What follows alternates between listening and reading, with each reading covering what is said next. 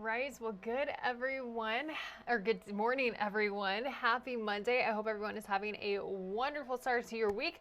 I want to give you a little bit of your headlines and what you can expect going into the week, what you missed over the weekend. We got some national, state, local. So with that, let's go ahead and get into it. We're going to start with our immigration, where in continuing coverage, this has been a major drop in the number of migrants encountered at the southern border since Title 42 expired last week. Now, that's according to data obtained by CBS News.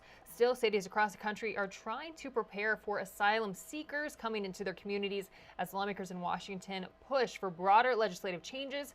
CBS's Jared Hill has the details.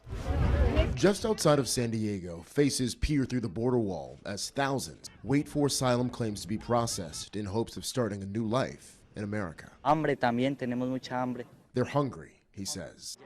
The number of crossings dropped significantly over the weekend.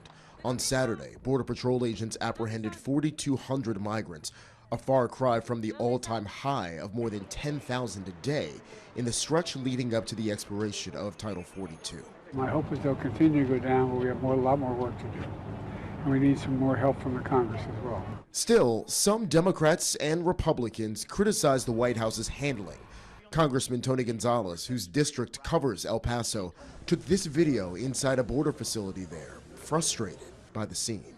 What I'm seeing is this overcrowding is becoming normal. It's normal to release people. It's normal to have these folks live in the shadows. All of it is wrong. For those who make their way to cities across the country, humanitarian efforts are underway to help them get settled, though there has also been pushback. Many of these migrants have been dumped in our neighborhoods without a plan in place to monitor and house them long term. Despite the recent dip in crossings, Border Patrol authorities say it's too soon to rule out a later spike.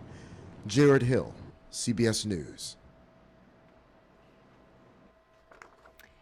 Now, President Biden says there's no plans to visit the border in the immediate future, saying it would be a distraction. But in other headlines right now, Texas's GOP-led state house has voted to ban gender-affirming care for transgender minors. State lawmakers voted to pass a bill that would prohibit minors from undergoing surgery or taking medication for the purpose of transitioning their biological sex. The legislation does allow doctors to use medication to help wean patients undergoing transitioning off of treatment in a safe manner over a period of time. The bill now heads to the Texas Senate, and if they approve the bill, it will go to the desk of Governor Greg Abbott, who is expected to sign it into law. But now let's go ahead and talk some of our local news, where we have our Senior Salute series that we continue. We've been doing it for the past couple of weeks with Matthew Alvarez, and it continues again today and this week, where we meet a young man who will be graduating from Wink High School. He has good grades, good attendance, and a good attitude. But as CBS 7's Matthew Alvarez explains, it's been a long road to get where he is today, quite literally. Check it out. Wink, Texas, home of the Wildcats. On Friday nights in the fall, the football team is taking the gridiron by storm. Senior Jesse Putnam, who is an offensive lineman, brings his all to each and every game. This past season, the Wildcats made it to the playoffs but fell in the third round. Even with a not-so-ideal ending to the season, the work that went into it was worth it for Putnam. I wish we would have went on, wish we would have won that state title, but I really wouldn't trade it for anything. The memories I had with all my friends and the practices, everything I've gained from football, definitely would not trade it this year. His commitment to not only football but his academics is remarkable. Putnam quite literally goes out of his way to be in class each day. I live out by Orla, which is about an hour and a half away from here, but I've been coming to Wink my whole life. That's right. For more than a decade now, Putnam has made the over 120-mile round-trip journey to school. I wouldn't trade it for anything in the world. I love living on a ranch, secluded by myself, don't have to deal with people, just all by my own with my family. I definitely would not trade it. And according to his teachers, there is no trade-off either. Putnam's grades and attendance are near perfect. Now that graduation season has just about arrived, he has now mapped out the commute to his future. I'll be going to the Marines. I'll ship out to boot camp in San Diego, August 21st. While looking at options for after high school, the path to the few and the proud was clear. I feel like the best way I could serve my country and help others would be joining the Marines. As Putnam moves away from West Texas to follow his dreams, he knows everyone is rooting for him. The community is very unique. I mean, there's a lot of great people here. There's a lot of everyone's all very close-knit together. Anyone that pursues anything is usually very supported by the community. Reporting at Wink High School, I'm Matthew Alvarez. Go Wildcats! CBS 7 First Alert News.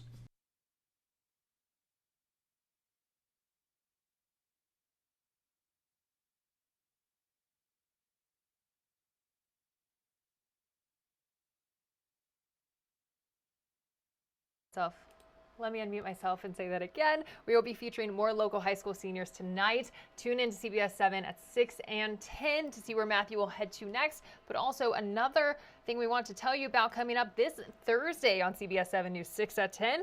I head way out in West Texas to explore one of the darkest places on Earth to learn about the importance of protecting the dark skies above for astronomers at the McDonald Observatory below. We're peering into the stars and skies, studying them. Really neat. I got to go down Alpine, speak with some astronomers at the observatory. This is the first story of about 3 kind of in this whole series, so it's going to be really exciting. This is just one of the areas we're going to. Really neat this Thursday. I'll have it at 6 and 10 right here on CBS 7. But that's just a little bit of your headlines, what happened over the weekend, stuff to look forward to coming up. So we hope that you have a wonderful week. Hopefully we get some rain in the area, and happy Monday to everyone. Thank you so much for joining us today.